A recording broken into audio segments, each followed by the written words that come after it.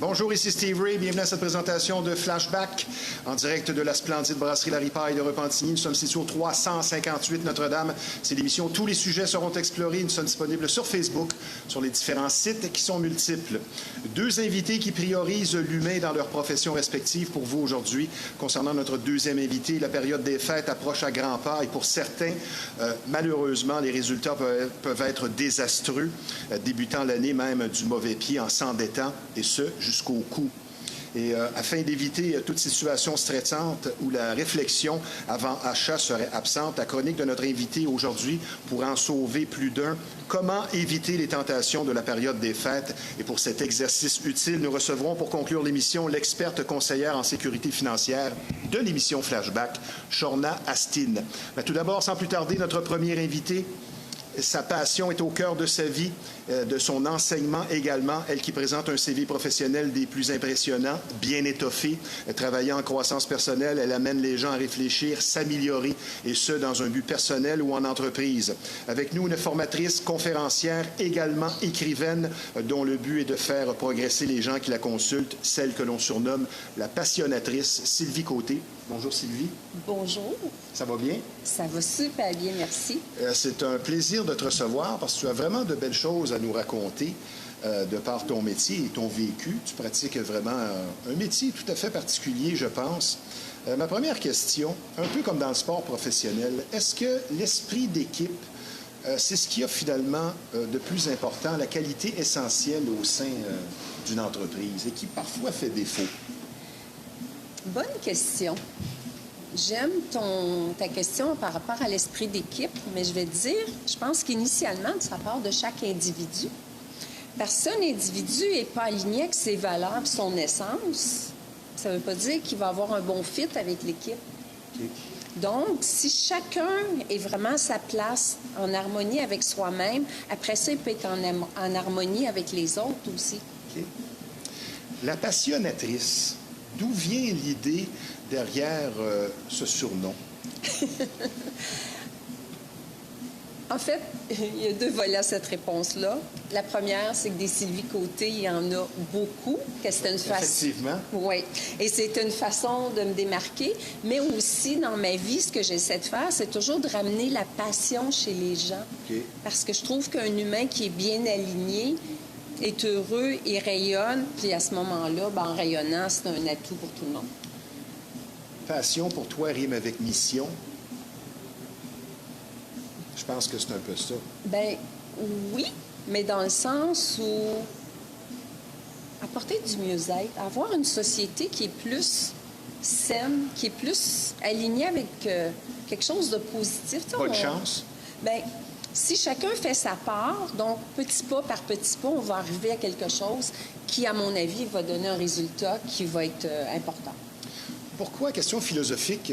Je suis très intrigué par ta réponse parce que c'est une question que je me pose fréquemment. Pourquoi une personne s'intéresse à l'entourage, aux autres, à transmettre, et l'autre pas? Ah. C'est presque une colle. En fait, je dirais, c'est que chacun a son cheminement à avoir. Chacun a son mandat dans cette vie-ci. C'est pas tout le monde qui l'applique de la même façon. Tu sais, moi, je suis née comme ça. Puis, je fais juste le bonifier, puis j'ai l'impression que je suis à la bonne place à faire ce que je fais. On aurait pu t'appeler aussi la motivatrice. Absolument. Parce que c'est un peu coach en motivation, ce que tu fais. Mais quand tu aides les gens à être à la bonne place, c'est un bon pas pour eux pour la suite. Un sujet qu'on a abordé en conversation pré-entrevue. Le sourire ou le non-sourire constamment chez quelqu'un, ça en dit long. Absolument. Ça révèle quoi? En fait, tu as des sourires qui sont faux, des sourires qui sont forcés. Mais quand on est à l'écoute des gens, qu'on est à l'écoute du non-verbal, on peut le lire, le sourire. Et un sourire qui est vrai, qui est dynamique, ça va paraître... Oui, puis la personne va rayonner, les yeux vont briller, ça va être pétillant. Donc, on le sait à ce moment-là qu'on est dans quelque chose d'authentique. Ce serait quoi la qualité la plus importante du bon travailleur? Belle question. La qualité la plus importante, moi, je veux dire, c'est un engagement qui commence d'abord avec soi-même. Puis ensuite, on échange notre temps contre de l'argent. Pour un employeur, bien, faisons notre travail adéquatement. Donc, la pire des choses, c'est d'aller travailler simplement pour la paye. Et c'est là que tu interviens. Tu sais, moi, quelqu'un qui se lève le matin en se disant « Il me reste 30 ans à travailler, 10 mois, 5 jours, 3 tic-tac, 2 branlants, là. » C'est malheureux. Donc, à ce moment-là, oui, on peut aider la personne soit à trouver un emploi qui va être plus adéquat ou encore à trouver autre chose dans sa vie qui va venir compenser puis qui va le rendre heureux puis que sa vie ne sera pas juste d'attendre la fameuse retraite, mais de bien vivre son moment présent. Donc, en 2025, l'entreprise qui ne tient compte seulement que des questions de chiffres, de résultats, de revenus dans le monde des affaires, bien, c'est une entreprise qui oublie l'aspect peut-être le plus important, l'aspect humain. Et ça, il y a plusieurs grosses compagnies qui peut-être passent à côté. Tu as raison. Et je trouve, ma vision, ma croyance, c'est que l'être humain va faire en sorte que l'entreprise va avoir du succès. Parce que chaque employé est un ambassadeur pour l'entreprise. Exactement. Donc, si l'entreprise le traite bien, bien, il va avoir un retour. Tu sais, développer le sentiment de loyauté, c'est pas quelque chose qui est un dû, mais c'est quelque chose qu'on cultive. Tu sais, c'est un peu comme un jeu de séduction. L'offre et la demande. Oui, mais tu sais, en séduction, tu rencontres quelqu'un, tu veux lui plaire et tout. C'est après quelque temps, c'est de l'acquis, puis bon, et là, la personne, puis bon, c'est Ça, beau. je ne sais pas, je ne suis pas séduisant. C'est un autre sujet. OK. Mais il reste que, je pense, on peut entretenir cette flamme-là au niveau du travail, de la passion, et les gens vont avoir le goût de se dépasser. Donc, à partir de 2004, tu as travaillé en consultation, en communication, vente et marketing. Oui. Tu as été dans l'industrie pharmaceutique une quinzaine d'années. Jusqu'à quel point ton bagage vaste, parce qu'on va parler aussi de ton CV académique qui est fort impressionnant, mais jusqu'à quel point ton bagage vient t'aider dans tes fonctions d'enseignante et de passionnatrice? Belle question. Ce que j'aime dire ou répondre à ça, c'est que comme consultante, j'ai travaillé sur des mandats et des projets tellement variés que ça me permet d'être allée chercher une expérience. Puis même en formation, si je devais former, exemple, des gens de la construction ou des signaleurs routiers ou encore des comptables, des notaires, mais je vais vraiment m'informer sur le sujet. Je vais aller chercher pour vraiment que mes formations répondent à leurs besoins. Donc, ça fait en sorte que mon bagage grandit et je peux le transmettre. Toi qui remplis plusieurs fonctions, tu es quoi en premier? Moi, j'aurais le goût de dire une psychologue, mais... Je veux dire, je suis moi-même, Sylvie Côté. Je suis quoi? Tu sais, la coach et la formatrice sont pas mal interreliées. Et moi, je crois fondamentalement que l'être humain est bon. C'est souvent les défis de la vie qui ont fait en sorte qu'il y en a qui ont tourné d'une autre façon et que je m'intéresse à l'être humain à travers autant les formations que... Visiblement, tu as confiance en tes moyens Oui. pour faire ce que tu fais. Mais ça prend aussi une dose d'humilité pour faire de l'enseignement. Parce que Absolument. tu fais face à toutes sortes de gens, de toutes sortes de sphères d'activité. Pas d'humilité, pas d'enseignant. En fait, je pense que tout humain devrait avoir de l'humilité. D'être capable de reconnaître ses erreurs, de s'excuser, puis de reconnaître... S'excuser, c'est pas facile pour certains. Et depuis la pandémie, on dirait que c'est encore pire pour d'autres. Mais je pense qu'il faut être conscient que nous, tout seuls, on fait rien. C'est vraiment d'échanger avec les autres. On est un tout qui va être gagnant. Oui. Et pour certains, le changement, c'est compliqué. As-tu parfois, j'imagine que non, mais as-tu des fois des gens qui se présentent à toi, mais qui sont dans la résistance? Régulièrement. Ah oui? Je te donne un exemple. Si, je donne une formation et je demande toujours aux gens quelles sont leurs attentes, quelles sont leurs motivations, et je me fais dire « C'est mon boss qui m'envoie ici. » Ou « C'est mon patron qui veut que j'assiste, mais j'en ai pas besoin, moi. » Tu remarques ça rapidement, toi? Mais C'était ma prochaine question. bien, tu vois, le non-verbal parle pas beaucoup. Et finalement, j'ai eu un cas à un moment donné où le monsieur était vraiment fermé, là, les gros. Oui. Tout. Et à la fin, la formation était terminée, j'avais rangé mon matériel, puis il me parlait encore, puis il avait trouvé ça vraiment génial, finalement. Tu l'as désamorcé. Je l'ai désamorcé, oui. On va poursuivre dans la même veine. Comment se déroule une première rencontre avant formation? En fait, j'essaie toujours d'évaluer les besoins du client, les enjeux qu'il vit. Puis à partir de ça, bien, je vais pouvoir vraiment y faire une proposition. Parce qu'une chose dont je suis certaine, on a tous suivi des formations où 2-3 jours plus tard, c'est un petit peu passé comme un nuage, puis on se disait « Ah, c'était quoi déjà? » Je veux pas ça. Je veux que ça crée un effet qui va être durable. Je veux amener les gens à réfléchir, à se questionner pour justement qu'il y ait des résultats qui vont être durables et qui vont permettre à la personne d'évoluer à long terme. Et quand tu vois justement l'évolution de la personne, c'est ta véritable paye. Ah, absolument. Parce que toi, c'est de redonner finalement. Oui, exact. Qu'est-ce qui fait qu'une personne a cet aspect humain-là et l'autre pas? Autre question que je me pose fréquemment. Difficile à répondre, hein? Je pense que c'est une passion que les... Tu vois, des gens sont centrés sur eux-mêmes et ont de l'air heureux. Puis tu dis, tabarouette, t'es une personne super égoïste, égocentrique à la limite, puis t'as de l'air bien heureux. Puis t'es pas tourné vers les autres. Je la comprends pas des fois, celle-là. Tu sais, chacun a son bagage. Tout le monde transporte des choses que ce qu'on voit comme façade ne nous dit pas ce que la personne a parcouru avant. Donc, il y a ça à évaluer, puis il y a aussi qu'on traîne le bagage générationnel d'au moins 4 générations. 4? Et au moins 4. Wow. Et donc, ça fait en sorte que ça peut influencer sur notre façon d'agir, notre comportement, bien inconsciemment, mais en coaching, on peut le désamorcer, ça aussi. Oui, des gens qui ont été élevés dans le négatif et pour un petit pain. Et là, ça se transmet. Il y aurait des exemples à l'infini, là, oui. Donc, Sylvie Côté, la passionnatrice, formation en entreprise, accompagnement en coaching, plusieurs formations, en réalité 10 différentes. Communication client, entre autres, gestion, plainte et clients difficiles, service à la clientèle, éthique au travail, civisme et savoir-vivre. Celle-là, elle m'intrigue vraiment beaucoup. Beaucoup pour, justement, les jeunes de 15 à 20 ans, depuis quelques années déjà. Tu es une personne autodidacte, malgré tous tes diplômes.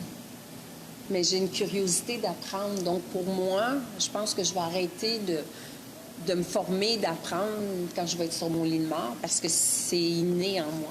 Et au cégep, pourtant, si on regarde ta feuille, ton CV académique, ta feuille de route, au cégep, tu étais en art. À l'Université de Montréal, tu as été en art plastique, psychologie linguistique, relations publiques, certificat en publicité. Tu as aussi suivi des cours pour l'art de maîtriser la voix. Ça fait un bac. Oui, j'ai un bac, oui. Donc, quelqu'un qui va te consulter, je veux dire, il y en a pour son argent.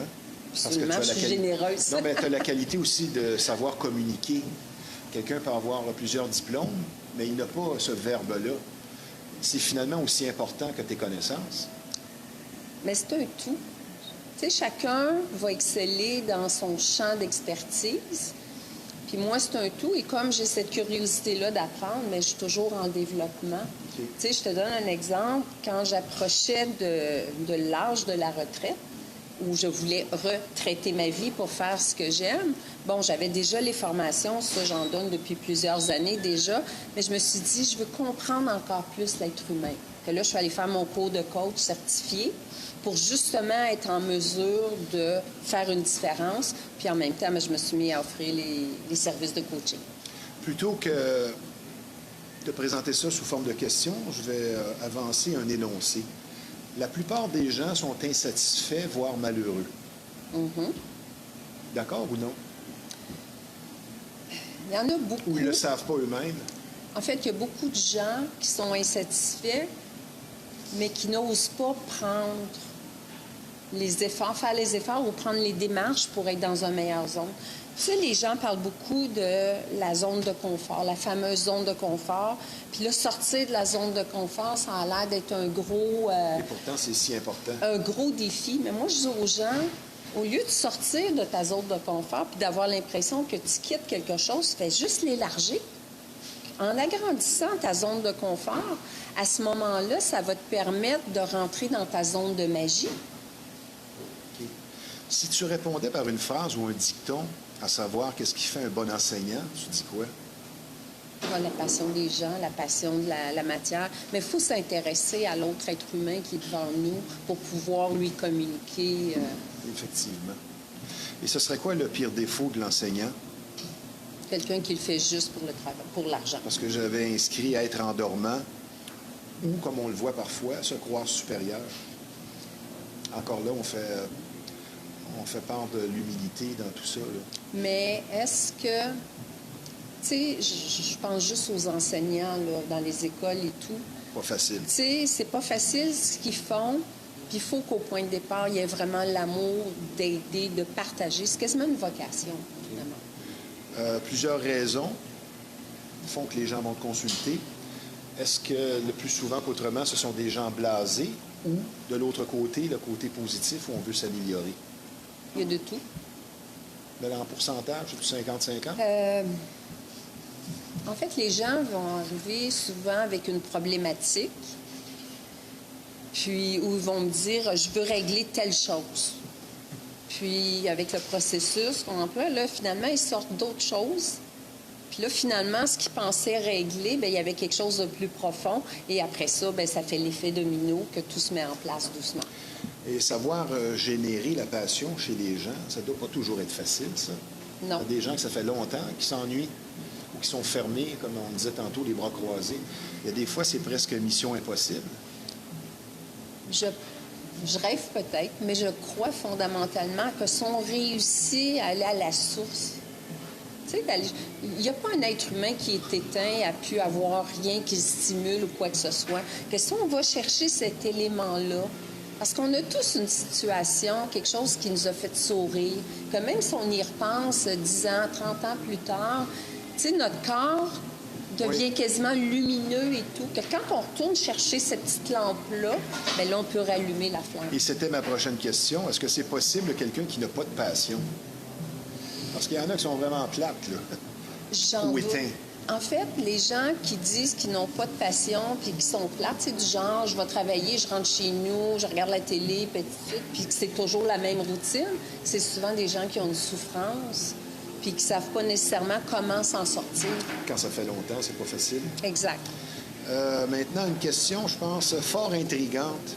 À titre d'enseignante ou de quelqu'un qui transmet des énergies, un savoir, il faut aussi arriver à se protéger et ne pas se vider dans tout ça. Comme certaines voyantes ou tarologues vont nous dire, ou psychologues. Pas facile toujours, ça. C'est pas facile, puis c'est le fun que tu poses la question. Tu sais, moi, j'ai commencé à aider des gens, j'étais jeune, là. Et la personne était partie, puis tu sais, je faisais ça bénévolement, et la personne était partie, puis ça me trottait dans la tête, je cherchais des solutions, c'était comme envahissant. Là, tu te brûles. Oui, puis là, j'ai appris avec le temps à me protéger, dans le sens que je suis là pour la personne, je suis dédiée, je vais l'aider à trouver une solution, mais ce n'est pas mon problème. C'est le problème de l'autre. Donc, j'ai ce détachement-là. Ce qui ne veut pas dire que j'y repenserai pas ou que j'aurai pas une recherche pour trouver une solution, quelque chose, mais j'ai le détachement émotif maintenant. Donc, parfois, tu vas allumer des gens sur quelque chose qui est très profond depuis longtemps en eux, dont ils n'étaient pas conscients. Et toi, tu arrives et l'étincelle, peut-être, fait en sorte que là, ils vont réaliser des choses. J'aimerais que ça se fasse aussi vite que ton claquement de doigts, mais c'est pas toujours le cas. C'est pas toujours le cas. Toutefois, moi, dans mon approche, j'y vais plus entre je veux montrer à quelqu'un à pêcher versus lui donner du poisson. Donc, je veux que ça soit des séances qui soient gagnantes pour que la personne devienne autonome le plus rapidement possible. Es-tu d'accord avec ma théorie de la batterie? C'est que est facilement identifiable. On a effleuré le sujet, toi et moi, cette semaine, que dans la vie, les gens, il y a des plus et il y a des moins. Et on les voit dans les couples. Des fois, c'est facilement identifiable. Il y en a un qui sourit pas, l'autre, il sourit beaucoup. Il y en a un qui supporte l'autre et pas vice-versa. Comme si dans la vie, il y avait des gens qui étaient des pôles positifs et d'autres négatifs. Es-tu d'accord avec ça? Que tu peux pas mettre deux négatifs ensemble. Tu peux mettre deux positifs, ça va faire des flamèches, mais ça prend toujours un positif avec un négatif. En fait, ça va un petit peu ce qui avait été notre conversation avec les preneurs et les donneurs. Oui. Puis, dans certaines circonstances, il y a une personne qui va recevoir plus, donc il va être le preneur, et dans l'autre, tu sais, pour qu'il y ait un équilibre, il faut que ça soit donnant-donnant, et là, à ce moment-là, ça fait des relations qui sont plus saines, oui. versus, ça t'est peut-être déjà arrivé, quelqu'un t'appelle, te demande pas comment tu vas, te demande le conseil, ramasse tout, puis après ça, salut, bye-bye. Je vais parler de mon métier d'animateur, journaliste, intervieweur. Il ne faut pas que tu le prennes personnel. Je peux donner ça comme conseil à des plus jeunes. C'est qu'il y a des gens avec qui, parfois, je vais avoir parlé plusieurs fois, sont venus à l'émission plusieurs fois, et ce sont souvent des gens connus. Et à un moment donné, tu te dis, écoute, cette personne-là m'a même pas jamais demandé comment ça va ou une question toute simple comme « ça fait combien de temps tu fais ça? » C'est sens unique de A à Z. Et si tu prends ça personnel, bien là, tu vas te vider. Absolument. Et on le remarque assez rapidement. Maintenant, avant la pause, les charlatans, les faux coachs de vie, ceux qui se proclament enseignants, sans diplôme et parfois n'ayant pas nécessairement beaucoup de vécu, ça finit par nuire aux véritables coachs comme toi. Malheureusement, oui. Et avec la pandémie, est né beaucoup de coachs.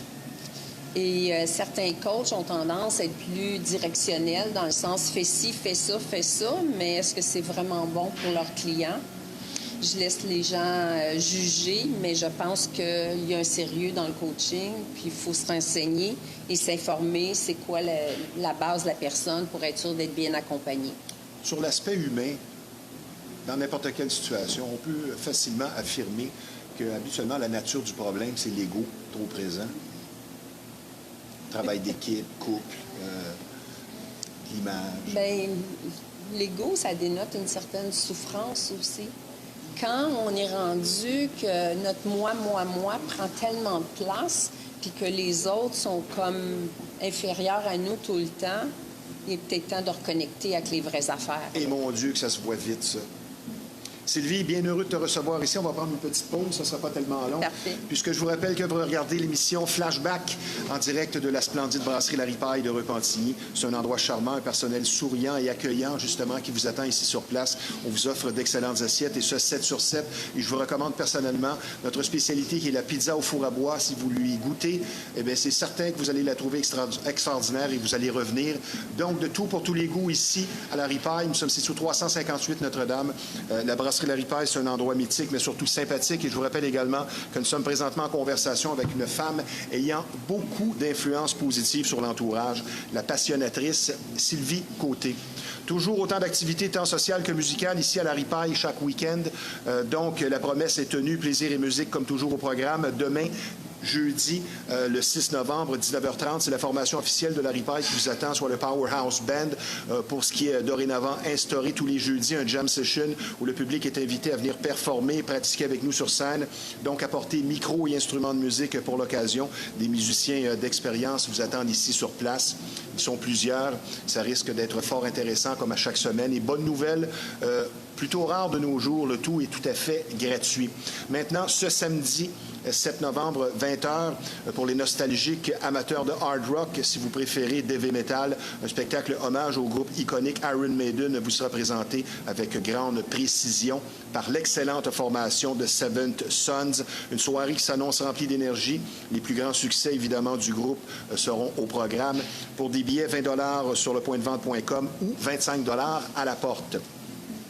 Et le prochain événement, Dancehall Addiction, tant attendu par les nombreux adeptes de ce style en progression, aura lieu samedi, la semaine prochaine, le 15 novembre, dès 22h, et cette fois en édition 2e anniversaire. Et déjà, donc, 2 ans de succès. À chaque fois, c'est plein. Et cette fois, ce sera DJ Sweet Drop et DJ Fly High qui seront aux commandes de la soirée. Toujours un succès, comme je vous le répète. Les billets, 10$ sur beatbash.ca ou à la porte, 20$.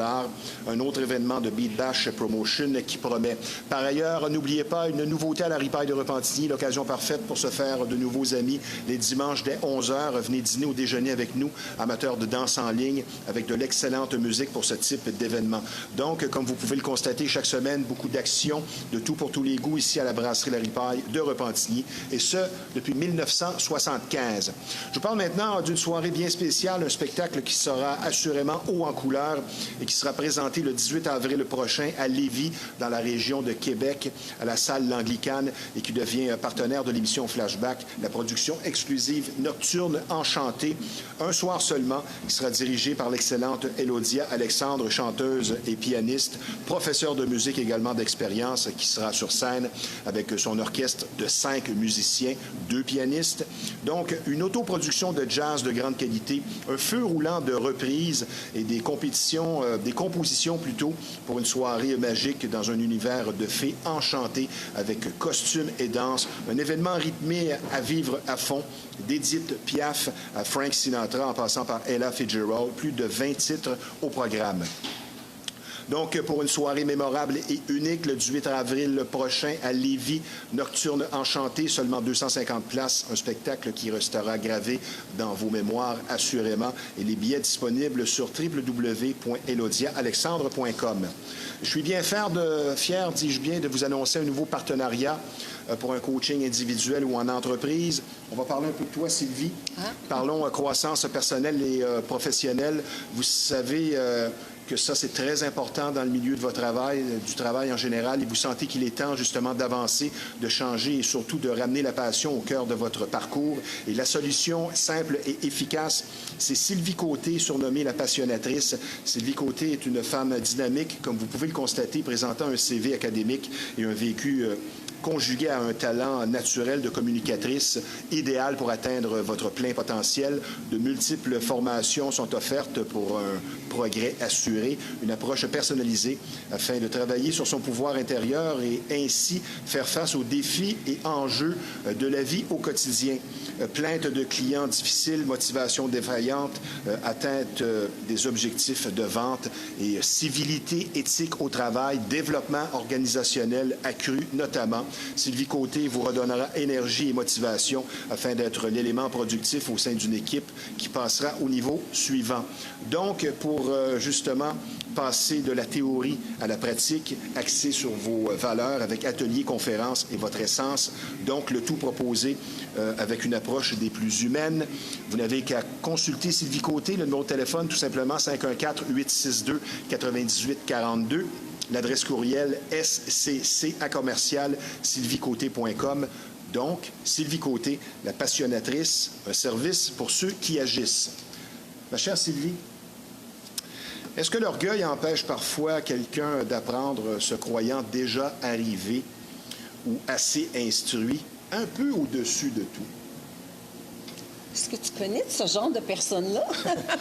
Quelques-uns. Mais je veux l'entendre de ta part en tes termes à toi qui es enseignante. Moi, je répondrais à ça en disant quelqu'un qui pense qu'il sait tout puis qui est au-dessus de tout le monde, c'est quelqu'un qui commence à s'éteindre. Parce que la vie va vite et garder notre cerveau actif, le garder allumé de sorte à pouvoir progresser, c'est gagnant. Mais quelqu'un qui veut plus se développer puis veut plus rien savoir, mais il commence à s'éteindre petit à petit. Tu prends quelle technique, quelle approche quand tu as un élève, un client hautain? Est-ce que tu le remets à sa place? Comment tu t'y prends? Non, moi, je reste beaucoup dans l'humilité puis j'essaie de recréer un contact humain. Tu sais, si, exemple, 2 personnes sont toujours à l'opposé comme ça, puis il n'y a pas lien de créer ce lien-là, alors que c'est ça qui est important. Plus on va se rapprocher, bien, plus on va faire une espèce de partenariat qui va faire qu'on va travailler ensemble dans la même direction et ça va être gagnant pour tout le monde. Parce qu'il y a des gens qui arrivent dans mes cours, ils ont des connaissances que j'ai pas, mais en échangeant, en partageant, bien, c'est gagnant pour moi, mais c'est gagnant pour eux aussi. J'aimerais ta définition bien personnelle du mot réussite. Tu sais, la réussite, c'est pas... Pour moi, je veux dire, la réussite, c'est un pas de plus dans la direction de notre objectif. Donc, c'est le chemin avant l'objectif. Tout à fait. Tu sais, je fais souvent la comparaison avec une montagne. Si on est en bas et on regarde le sommet de la montagne, parfois on fait « Oh mon Dieu, j'y arriverai jamais ». Alors que si on met le premier pas, on le sécurise, le deuxième, troisième, puis ainsi de suite, puis à un moment donné, on fait « Wow, j'ai déjà tout ce chemin-là de parcouru. » Donc, ça nous encourage à continuer. Plus on est conscient, plus on est solitaire. Plus on est solitaire? Oui, plus on est conscient. Pas nécessairement. Évoluer spirituellement, un autre dirait. On peut être plus on est conscient, plus on est évolué, mais ça ne veut pas dire qu'on est solitaire. Parce qu'on peut quand même ramener des gens à évoluer aussi. Dans les relations d'aujourd'hui, que ce soit homme-femme ou que ce soit au travail, est-ce que c'est la loi du moindre fort qui prédomine? Malheureusement, dans certains cas, oui. Et les gens, un peu comme dans mon exemple de tout à l'heure, les gens prennent pour acquis. Puis, j'ai un emploi, c'est correct. Oui. Oui, mais c'est parce que tu échanges ton temps contre l'argent de ton employeur, donc tu as quelque chose à redonner.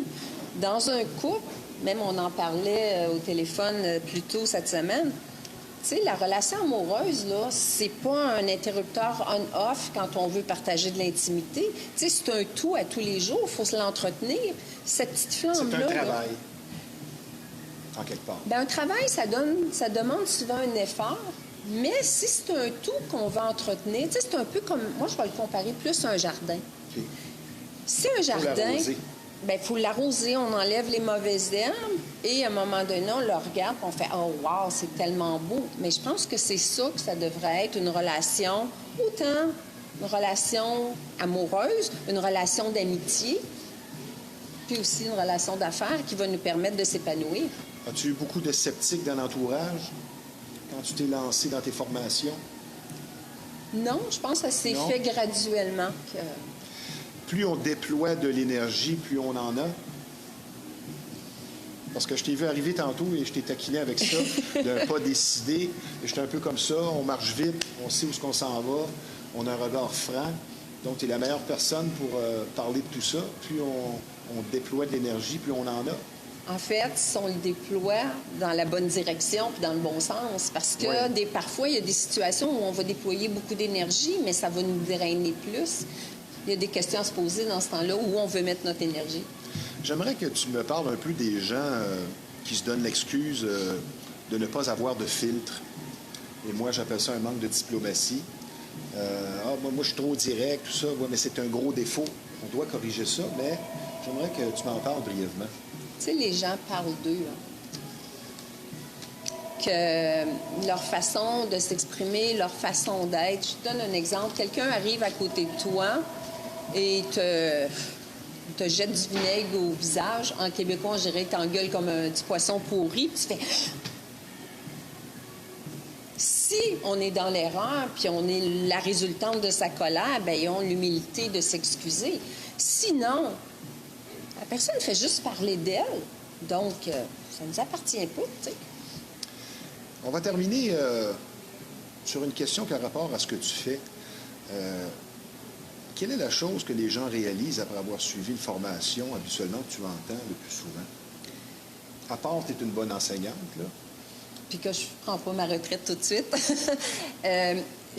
En fait, il y a la réponse qui me vient en tête, moi, je demande toujours à la fin de mes formations, je veux du feedback. Puis j'ai pas d'ego, je veux vraiment les entendre parce que leur feedback, puis leur rétroaction vont faire en sorte que moi, je peux devenir une meilleure formatrice.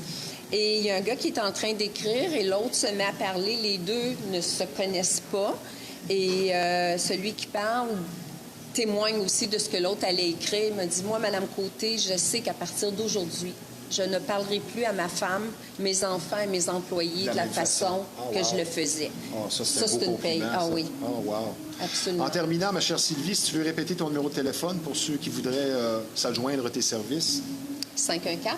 514-862-9842. Merci de ta présence à l'émission. Ça a été vraiment plaisant. Félicitations pour un parcours professionnel si bien garni. Merci également pour la confiance. Et gardons la passion bien allumée. Je pense que c'est très important. Et je te dis tout simplement à bientôt. À très bientôt. Merci. Merci, Sylvie. Au revoir. On va parler maintenant d'un sujet qui en touche plusieurs. Nous allons parler musique et en particulier du rêve de plusieurs, de plus en plus d'actualité, soit de devenir DJ. Et pour l'excellence d'un enseignement complet qui a fait ses preuves, et ce depuis 2010, l'école de DJ, DJ School Montréal, peu importe votre âge et votre niveau, vous propose une formation de 5 mois agréable, de grande qualité. DJ School Montréal, c'est un programme unique et dynamique où l'art de mixer avec technique et pratique assistée supervisée sur mesure pour vous, ainsi que la prestance sur scène et la recherche musicale nécessaire au métier et la préparation de vos choix sont abordés.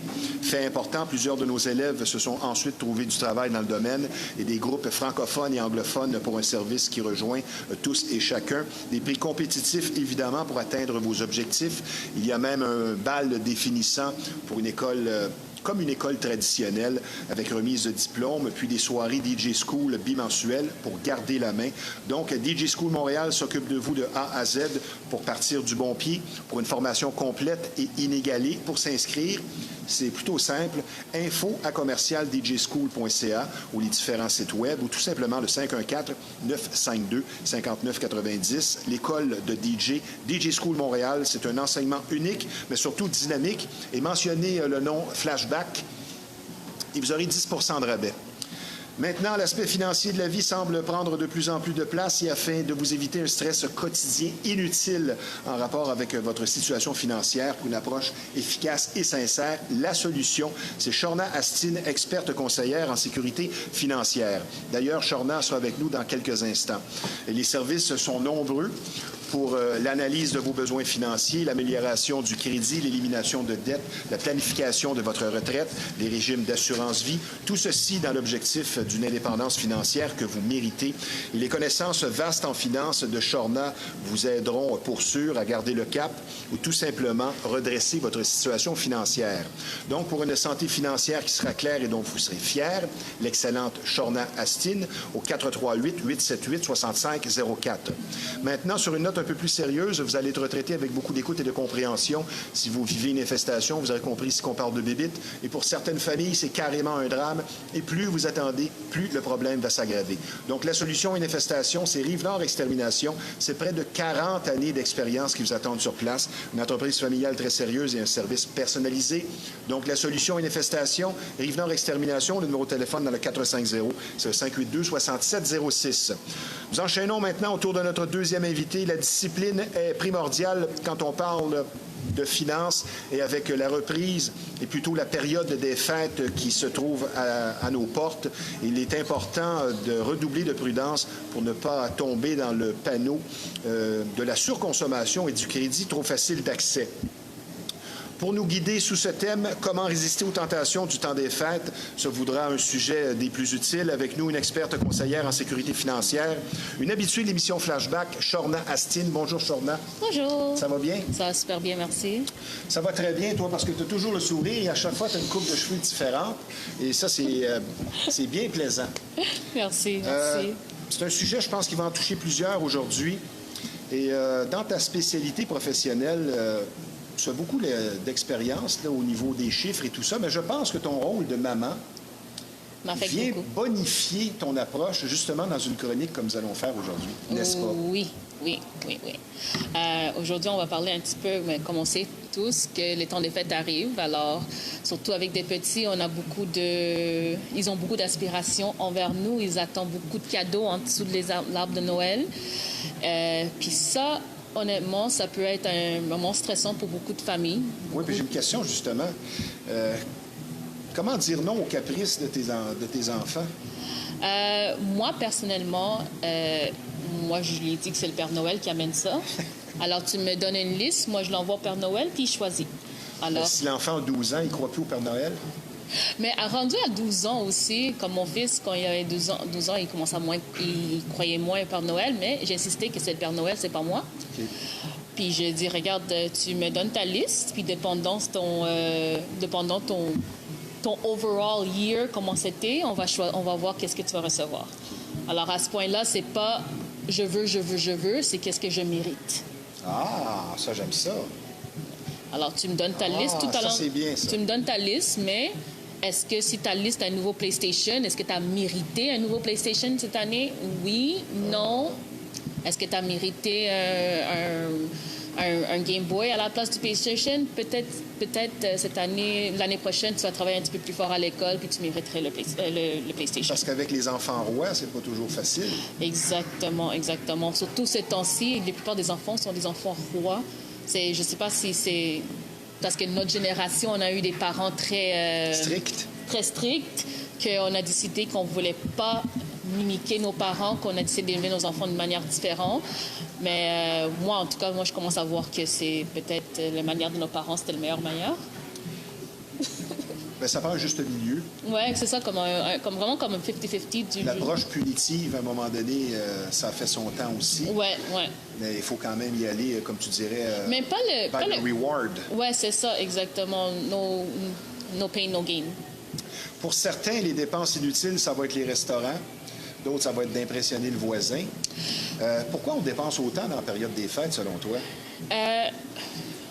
Comme tu as dit, il y en a que c'est juste c'est la fête, c'est de sortir, c'est de faire d'aller à différents restaurants, de fêter, de hoster la famille. Il y en a que, surtout les gens avec des maisons, ils sont en compétition avec un autre qui a les meilleures décorations, qui a les lumières les plus fortes. Et si on est honnête, ces lumières-là, c'est pas donné. Ça coûte cher. Je dis, souvent, c'est qu'on se perd la tête quand ça vient à Noël. On se fait contrôler par l'industrie, on se fait contrôler par nos émotions. We feel guilty.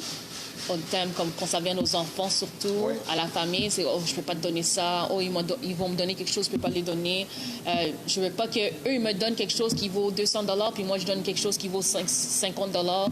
C'est à ce point-là, ça devient une compétition. Puis surtout avec l'économie maintenant, qu'est-ce qu'il faut commencer à regarder, c'est que tout n'est pas une compétition. Tout est qu'est-ce que tu peux donner. Qu'est-ce que tu peux donner. C'est quoi tes besoins. Et non seulement que c'est quoi tes besoins, mais aussi si ça vaut la peine. Parce que tu n'as pas besoin de donner des cadeaux à tout le monde. Tout le monde n'a pas besoin de ton amour. Il y a des gens qui sont proches à toi, que tu veux les montrer que tu les aimes, que tu veux les montrer que tu les apprécies. Mais c'est pas seulement avec l'argent qu'on peut faire ça. On peut aussi... Il y a des alternatives à l'achat des cadeaux. Il y a les services que c'est des bons cadeaux aussi. Oui, exactement. C'est pas obligé d'être un cadeau à 100 $. Exactement. Il y a des services que tu peux donner. Il y a des moments que tu peux créer ces moments-là vont rester pour toujours dans les cœurs, dans les mémoires des gens. Il y a des sorties en famille qui coûtent pas cher, Il y a des expériences que tu peux faire. Exactement. Ou même, comme quand on faisait quand on était jeune, quand on n'avait pas d'argent, quand on était jeune, on fabriquait nos cadeaux pour nos parents. On peut faire ça aussi. Maintenant, on est plus vieux, on a plus d'habilité, on est capable de fabriquer, de faire des cartes de cadeaux. Dans un monde de consommation, c'est plus compliqué. C'est plus compliqué parce que quand on regarde la télé, quand on regarde nos téléphones, il y a toujours des flashs de... Il y a plein de advertisements. 2 pour 1. Oh, super vente, super ça. Ce qui m'amène au prochain point. Black Friday. Je suis certain, oui, en novembre. Et je suis certain que ça fait partie de ta chronique d'aller s'endetter sur 24 mois. Et tu arrives à Noël, tu es encore endetté du Noël précédent. Ça va pas bien. Non, ça va vraiment pas bien. Tu sais, comme... Moi, honnêtement, si tu peux commencer à planifier pour Noël, on sait tous que Noël va arriver en 2026. On le sait. Noël 2025 va finir, on sait Noël 2026 va arriver. Commence à planifier déjà. Même si tu commences juste à mettre un 50 $ par mois ou on va dire un 20 $ par paye de côté, crée-toi un petit budget pour dire ça, c'est pour futur Noël. Comme ça, arrivé à Noël, tu vas t'arriver avec, on va dire, un 2 000 $ ou un 3 000 $. Tu vas dire... Ça, c'est mon fonds de Noël. Excellent conseil, parce que les gens sont toujours dans l'immédiat. Et c'est ça, la surconsommation. C'est ça. Schlick, puis let's go. Mais c'est ça. Puis tu peux être un travailleur à basse revenu. Tu peux travailler à minimum wage. Tu peux être quelqu'un qui reçoit 50 $ à l'heure. Mais si tu ne planifies pas, ça ne fonctionne pas. Et les réceptions pour impressionner tout le monde. Tu n'es pas obligé de recevoir au homard pour avoir une belle soirée. Tu vas recevoir les gens aux fruits de mer, ça coûte très cher, mais personne va avoir du plaisir, tu n'es pas plus avancé. Non, tu n'es vraiment pas plus avancé. Écoute, le truc, c'est l'alcool. ça aide pas, mais c'est le fun, en fait. Ça te fait oublier plein de choses, là. Mais quand ça vient les gatherings, quand ça vient avec au souper, par exemple, c'est connu que Noël, on achète beaucoup de nourriture. Il y a souvent beaucoup de leftovers de nourriture qui restent. On en a pour 2 mois. Là, on a pour 2 mois. Regarde, à la place d'aller magasiner puis 500, 800, 1000 $ de nourriture que tu sais que personne va finir, fais-toi, sépare le coût entre vous. Si tu vas inviter 4 familles chez toi, si tu vas inviter 5 familles chez toi, 3 familles chez toi, tu sais que vous êtes une vingtaine, partage le coût, fais un potluck. Toi, tu te concentres sur le turkey, toi, tu te concentres sur le plat principal, puis tu dis à tout le monde, regarde, tout le monde amène quelque chose, un plat secondaire. Ça partage le coût. Tu n'as pas besoin de débourser 500-600 $ de tes poches, mais quand même, tout le monde va amener quelque chose qu'ils aiment. Tout le monde va être capable de manger en train de partager. Ça facilite. Ça facilite tout. Puis en plus, pour le lavage des vaisselles aussi, ça facilite les affaires. Ils ramènent ça chez eux. Ça serait quoi ton premier point? Mon premier point, c'est de budgéter. Faire un budget. Ça revient dans tout ce que tu fais, que c'est pour l'achat de la maison, pour le bal de finissant, pour un mariage, tout ce que tu fais, ça commence avec faire un budget. Un budget, c'est l'affaire la plus importante dans tout ce que tu fais. Pourquoi? Simplement parce que si tu ne sais pas qu'est-ce que tu as, si tu ne sais pas où tu t'en vas, tu vas nulle part. Et quand tu fais ton budget, commence à faire une liste. Vrai. Commence à faire une liste qui te dise, OK, c'est qui que tu vas inviter? Qu'est-ce que tu vas faire? À qui tu vas donner des cadeaux? Et fais-toi un budget pour chaque personne. On va dire 50 $ par personne. OK? Ta mère est plus importante que ton frère, 100 $ pour ta mère. Le beau-frère n'est pas gentil, Oui, tu donnes moins. 20 $. Il va être plus gentil l'année prochaine. T'sais? Fais-toi un budget, puis après ça, tu t'allies pour dire, OK, ça, c'est le 1000 $ que je me suis dit. Moi, personnellement, mon budget pour Noël, pour ma famille, c'est 1000 $. Je me dis, regarde, ils ont assez de jouets, mes filles. Ils ont des paniers de jouets qu'en fait, je suis en train d'en débarrasser parce qu'il Tellement qu'il y en a. Il y en a tellement, ils n'ont pas besoin de plus de jouets. Parce que tu as 3 enfants pour les gens qui t'ont Ouais, jamais écouté. c'est ça. Tu as 2 jeunes filles, puis tu as ton garçon un peu plus vieux. Oui, mon fils de 14 ans, il joue plus avec des jouets. Lui, vraiment avec des technologies. Mais il y a déjà un téléphone, il y a déjà un Xbox, il y a déjà une PlayStation, il y a une tablette. Pas besoin de technologie, il est correct. Alors pour lui, je vais concentrer sur des expériences. Il adore les baskets. Je pense de l'acheter un ticket pour aller l'amener voir un match de basket. Tu sais, quelque chose de abordable, quelque chose qui va rester en tant que expérience que tu peux partager avec la personne avec qui que tu te tiens. Moi, j'en ai un point pour mes dames. La robe qui coûte cher que tu vas ne porter qu'une seule fois. Oh mon Dieu. Les femmes, je ne sais pas, moi je porte pas de robe, mais j'imagine que plusieurs femmes l'ont vécu ça. Ouais. Et il y a peut-être moyen de regarder ça différemment. Oui, regarde, la robe que tu as portée il y a 5 Noëls, là, porte-le cette Noël-là. Elle te fait plus. Ça pourrait être ça. OK, si ça te fait plus, regarde, t'as une sœur, t'as quelqu'un, Ben oui. Échangez-vous de robe. C'est ça. Vous n'êtes pas obligé d'impressionner personne. Parce que tout ça, c'est juste du marketing qui te met...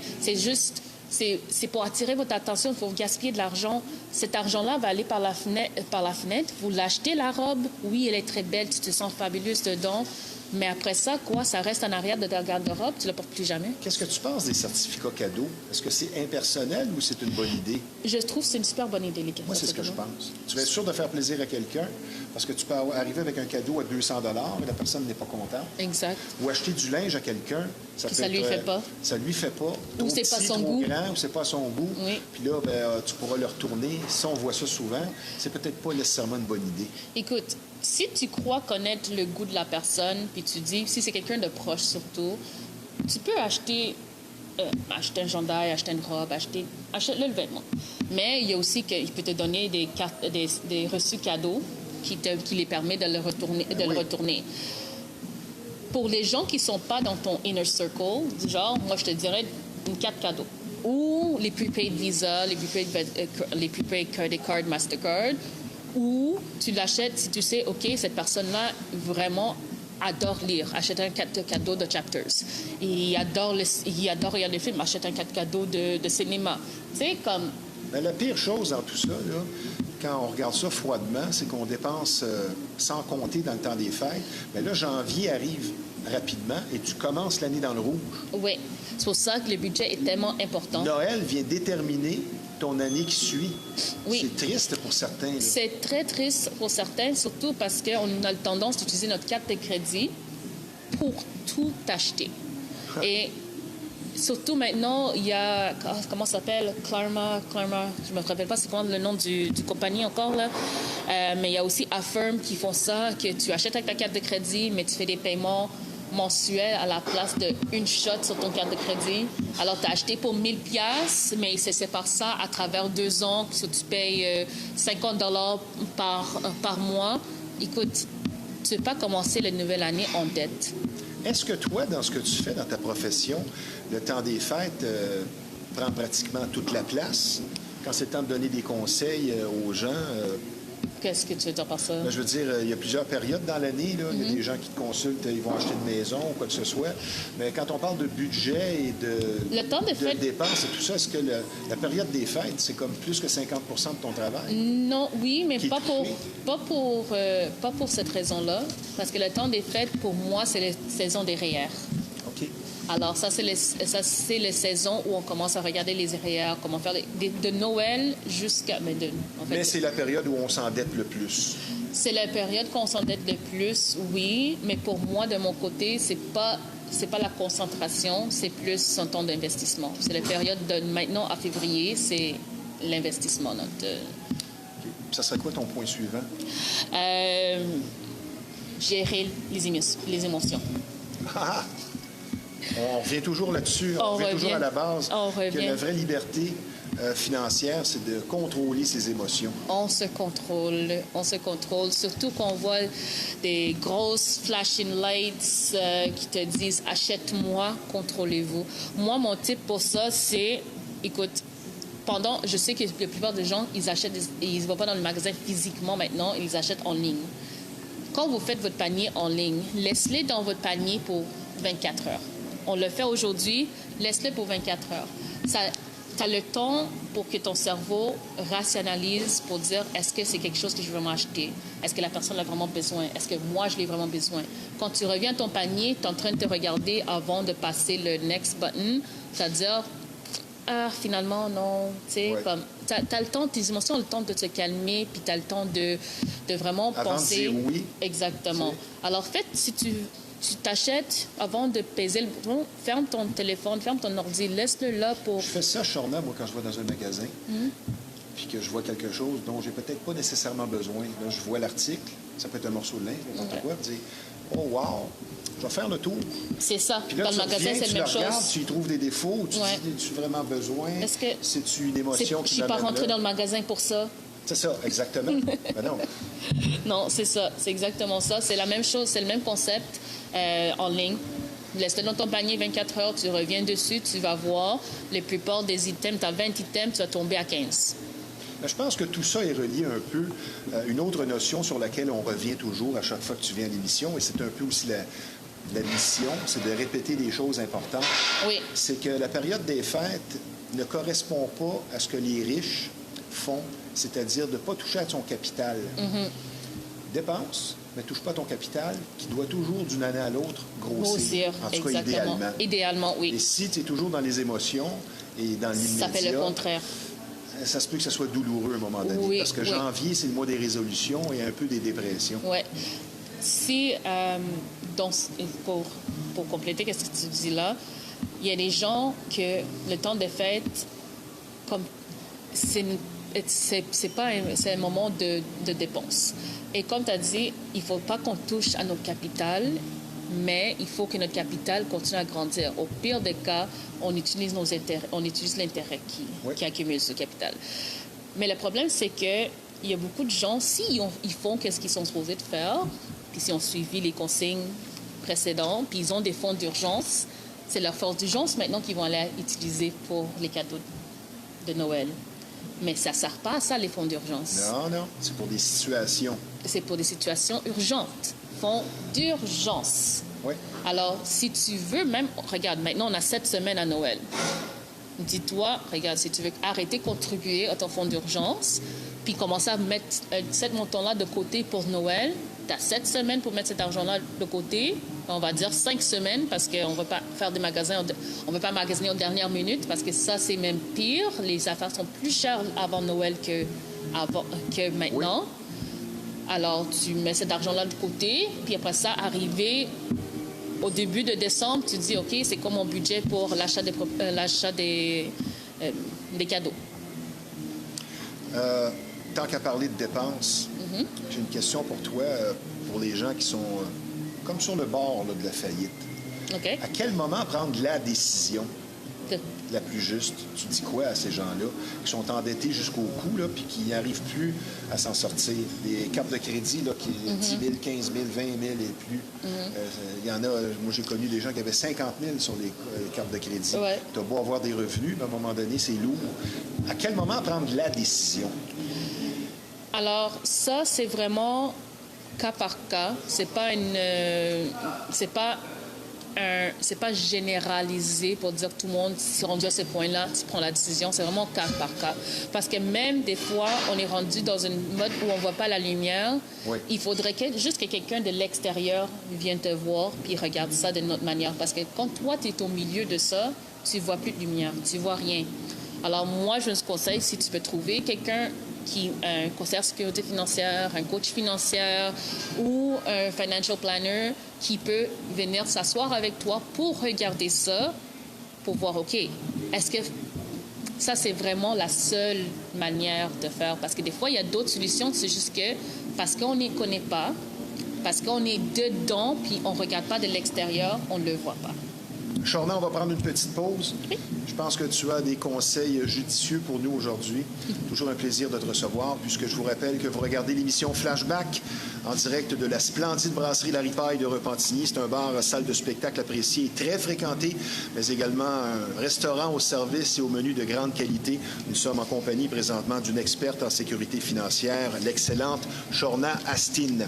De nos jours, il est de plus en plus difficile de trouver un service de coiffure et barbier traditionnel, et c'est justement ce que vous offre l'unique salon de coiffure et barbier Roger, un endroit qui existe depuis plus de 50 ans, ce qui en dit long sur sa popularité et sa fiabilité. Donc, des services de coiffure et coupe classiques, de barbier, de teinture et de mèches, hommes et femmes. Non seulement une crédibilité établie sur du solide, mais surtout une courtoisie et un professionnalisme inégalé. Un salon impeccable.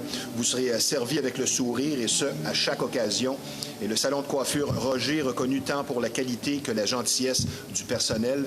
Donc, avec ou sans rendez-vous, c'est situé au 313 rue Notre-Dame à Repentigny, le numéro de téléphone du salon Roger, 450-582-2525.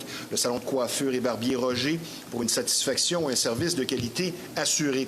Maintenant, je vous parle d'un endroit spécialisé dans le domaine de la mécanique et de son entretien qui propose un rendement des plus crédibles dans le milieu. L'atelier de mécanique Fast Tuning, dis-je bien, pour la qualité d'un service exclusif, et ce, à des prix compétitifs, un personnel accueillant et un service compétent, spécialisé aussi en véhicules européens. Un garage qui existe déjà depuis une vingtaine d'années, donc un garage, comme dirait l'autre, pour faire du millage. Fast Tuning, c'est situé au 323 Notre-Dame à Repentigny. Le numéro de téléphone dans le 450, c'est le 471-1333. Le client est notre priorité, notre promesse, un service de qualité. Shorna. Oui. Une lacune fréquente qui a rapport, je pense, avec la mentalité de peut-être voir grand ou, à l'inverse, se croire bon seulement pour un petit pain. Lequel des deux est le plus présent des gens qui te consultent? Les gens qui ont trop dépensé, qui voient trop grand, ou ceux qui n'ont pas confiance en leurs moyens, qui manquent peut-être d'initiative? À date, ça peut changer dans le futur.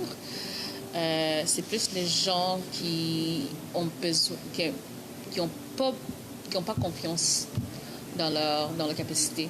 Okay. Ils croient qu'ils ne font pas assez d'argent pour atteindre leur but. Ils ne font pas assez d'argent pour mettre de côté, que leurs dépenses sont trop grandes, que leur mode de vie, c'est trop cher. Donc, tu as plus de gens qui se voient nés pour un petit pain que ceux qui voient trop grand. Oui, okay. À date. Manque de confiance. Oui, oui. Aurais-tu un autre point? Non. Non. Question philosophique. Est-ce que trop d'argent peut rendre fou? Ça dépend de la On personne. voit ça chez certains sportifs ou des acteurs Ouais. qui font trop d'argent. À un moment donné, ils deviennent complètement déconnectés. Oui, mais ça dépend de la personne, puis ça dépend de leur entourage aussi. Parce que le problème avec ça, surtout comme tu disais avec les athlètes, avec les superstars, c'est que ils font de l'argent et ils s'entourent des gens qui font de l'argent, mais ces gens-là font plus d'argent que eux, alors ils essaient de keep up. OK. Ils essaient de jouer sur le Impressionner même. encore. Ouais, c'est ça, mais ça revient toujours à ça. Si tu fais C'est- 100 000 par année puis tu te tiens avec des millionnaires, ça va finir par te rattraper. Oui, mais en même temps, c'est la meilleure chose. Si tu fais 100 000 puis tu tiens avec des millionnaires, toi, tu vas te sentir que ton 100 000, c'est pas assez. Oui. Puis tu vas travailler même plus fort pour aller essayer d'atteindre eux. Mais en même temps, c'est l'influence, ton entourage t'influence à augmenter, à te travailler plus fort, à atteindre le même niveau que eux. Mais en même temps, ça peut, si t'es quelqu'un qui est not weak-minded, je devrais dire, mais qui est très influençable, Ah, qui n'a pas beaucoup de confiance en soi-même, ils vont essayer de keep up avec le lifestyle des millionnaires. impressionné, tout ça. C'est ça. C'est ça qui ramène le downfall. Autre point, nous sommes un peu bousculés par le temps, mais autre point, je pense qu'il est important de répéter, c'est qu'une bonne situation financière, ben, c'est une question d'attitude et non pas une question de chiffres. Exactement. C'est les habitudes. C'est les habitudes qui comptent. Alors, Petit train ira loin. exactement. C'est vraiment ça. Et le fameux pot de change, Le fameux potion, j'en parle à chaque fois. Oui, oui. Mon pot de change l'année passée, ben, il y avait 5 000 dedans. Moi, je le fais. J'ai pas Je vérifié pars à encore. Noël jusqu'à Noël suivant. Mhm. Il y avait 5 000 dedans. Wow! Mais toi, ce que tu fais, c'est que chaque fois que tu as une petite chance, tu les poses dedans, c'est ça? Ben, je me fais une discipline de Ouais. mettre 10 à 15 par jour.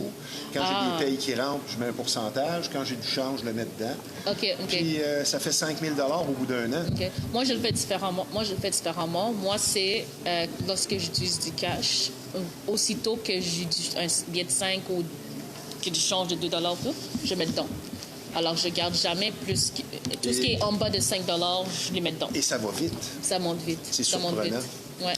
Je pense que pour conclure avec tout ce qu'on a dit aujourd'hui, on parlait de tentation, il y a une phrase dans la Bible, « Délivrez-nous de la tentation ». Je pense que si on fait une prière juste avant Noël, ça peut aider. Finalement, ton rôle, c'est d'éduquer les gens aussi. Oui. C'est les montrer quoi faire, quoi pas faire, comment gérer l'argent lorsque ça rentre, parce que on va être honnête que la plupart des gens, on n'a jamais été éduqués comment, moi-même, jusqu'à temps que je suis rentrée dans le domaine, on n'a jamais été éduqués comment fonctionne l'argent, comment le gérer, comment le maintainer, comment le garder, Oui. mais on a toujours été éduqués comment le dépenser. Alors moi, mon rôle, c'est de vous montrer comment garder l'argent dans vos poches. Ben, en terminant, on va vendre un peu de salade. Pourquoi consulter Shawna Astin? Parce qu'on cherche tous à avoir un meilleur futur. Et moi, comme tout le monde, Comme mère de famille aussi, je Et le comme répète. mère, oui, comme mère de famille aussi, je sais comment c'est quoi être vraiment au bout de la ligne et pas savoir où va venir le prochain sou. Exact. Alors, j'ai été là, j'ai vécu ça et j'ai traversé ça, puis je suis rendue à une meilleure situation. Alors, moi, je peux te montrer comment faire la même chose. Shawna, si tu veux répéter ton numéro de téléphone pour les gens qui voudraient s'adjoindre tes services. Oui, c'est 438-878-6504. Je te souhaite vraiment un excellent temps des fêtes à toi et toute ta petite famille. Merci. Fais attention de ne pas trop dépenser. Merci de ta présence à l'émission. On va se revoir au mois de janvier. Merci, Shawna. Merci beaucoup. Toujours un plaisir. À bientôt. Maintenant, pour ceux qui auraient des idées noires, il ne faut pas laisser celle-ci l'emporter. Je vous donne les numéros de téléphone pour une écoute active. 1-866-APPEL. Il y a telle aide dans le 514-935-1101 ou tout simplement le 988. Et un gros merci au Centre d'imagerie Pixel que l'on surnomme et pour cause l'incontournable. Quand on parle d'imprimerie, de graphisme, c'est tout simplement le numéro 1 de la Rive-Nord. Le numéro de téléphone, donc, de Pixel, 450-654-9944, situé au 351 Notre-Dame à Repentigny. Merci à nos deux invités. Ici Stevie Ray. À la semaine prochaine.